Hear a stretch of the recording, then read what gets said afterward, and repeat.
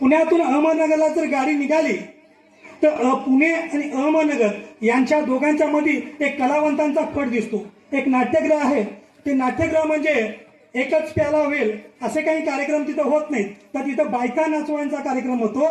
आणि याच बायका नाचवायच्या कार्यक्रमामध्ये राजेश्री काळे नावाची एक तरुण युवती एका मुलाच्या प्रेमामध्ये पडली आणि प्रेम करता करता तिने तिला धोका दिला.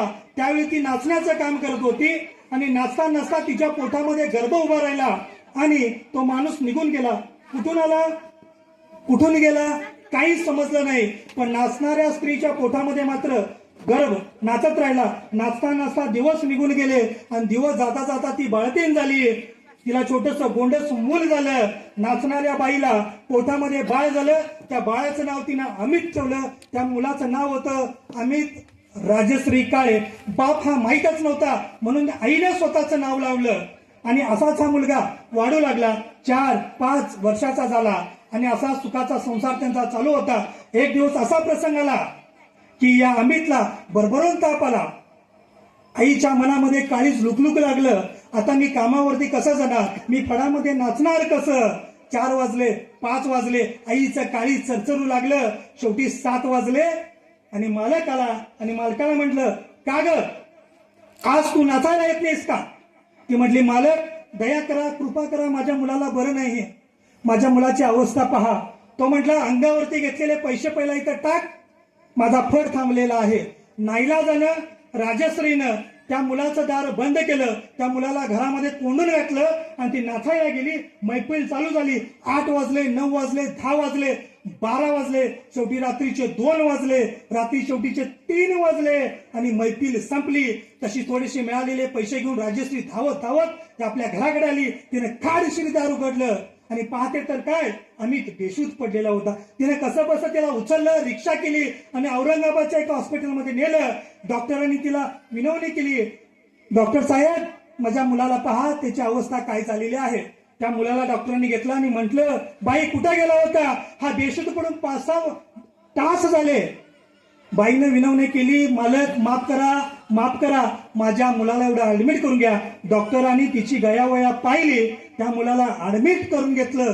8 दिवस अमित तिथंच राहिला, तयार झाला, बोलायला लागला, चालायला लागला, हिंडायला लागला. राजश्रींनी ताटकन तिला उचललं, सरळ पुण्याला घेऊन आलं आणि पुण्यामध्ये असणाऱ्या एका हॉस्टेलमध्ये त्याला घातलं आणि त्याला सांगितलं, जर तुला आई पाहिजे असेल, तुला या समाजामध्ये ताट मानेनं जगायचं असेल, तुला बापाचं नाव नाही, जर तुला शिकायचं असेल तर तू शिकलं पाहिजे आणि तुला जर आई पाहिजे असेल तर शिक आणि मोठा झाल्याशिवाय, मोठा माणूस झाल्याशिवाय मला भेटायला येऊ नकोस. आजपासून तुझा माझा संबंध नाही. आईनं काळजावरती दगड ठेवला. मुलांची अवस्था 5 ते 6 वर्षाचं लेकरू, आईपासून पोरकं, समाजापासून पोरकं, पर्याय नव्हता शिक्षणासाठी आणि शिक्षण घेण्याचं त्यांनी ध्येय ठरवलं. 20 वर्ष लंडून गेली.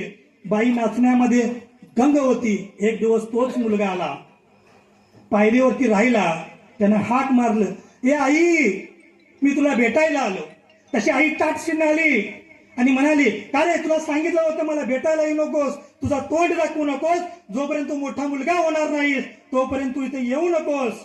तो म्हणाला, आई आई ऐक ग, मी 20-22 वर्षानंतर तुला भेटायला आलेला आहे, माझा आई काय ऐकायचं तुझं, तू काय केलेलं आहे. त्यावेळी त्या अमितनं दिलेलं उत्तर फार मित्र हो मार्मिक होतं.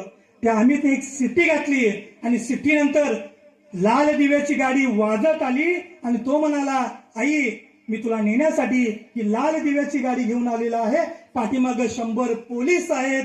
ही सत्य कथा आहे मित्र हो, अमित राजश्री काळे यांची. हा मुलगा UPSC मध्ये 2018 मध्ये पुण्यातून पास झाला. त्यावेळी राजश्रीने विचारलं, काय केलंस, असं काय परिवर्तन केलंस ज्याच्यामुळे तू या गादीवरती बसू शकला. त्यावेळी त्याच्या तोंडातून आलेलं उत्तर फार मार्मिक होतं. तो म्हणाला, आई मला आई पाहिजे होती, मला हा समाज जगू देत नव्हता, मला बापाचं नाव नाही.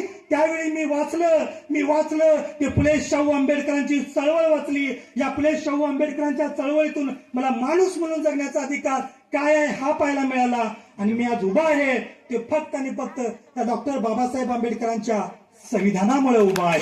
मित्र हो, सांगण्याचा उद्देश इतका आहे, तुम्ही त्या संविधानाची प्रत पुजली, म्हणूनच हा मोठा कार्यक्रम मी सांगितला. आणि हीच भूमिका माझ्या मित्रांनी सांगितल्याप्रमाणे एमग्याचे आमचे मित्र, आमचे जे कोल्हापूरचे मित्र आहेत त्यांच्यासाठी विद्यार्थी आहेत, भिकाजी आमचे वास्कर सरांचे ते विद्यार्थी आहेत, त्यांनी कालच युपीसी एक्झाम मध्ये PSI ही पोस्ट मिळवली.